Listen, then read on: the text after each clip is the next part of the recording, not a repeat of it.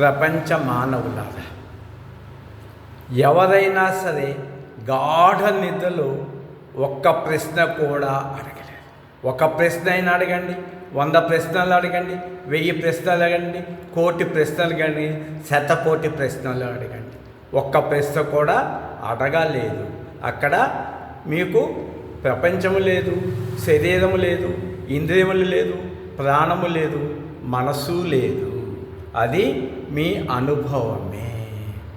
కాబట్టి మీరు ఎన్ని ప్రశ్నలు అడిగినా మీకు జవాబు లోపలే దొరకాలి. కానీ ఈ సృష్టిలో ఎన్ని ప్రశ్నలు అడిగి మీకు జవాబు దొరకదు. ఇది నా స్వానుభవం.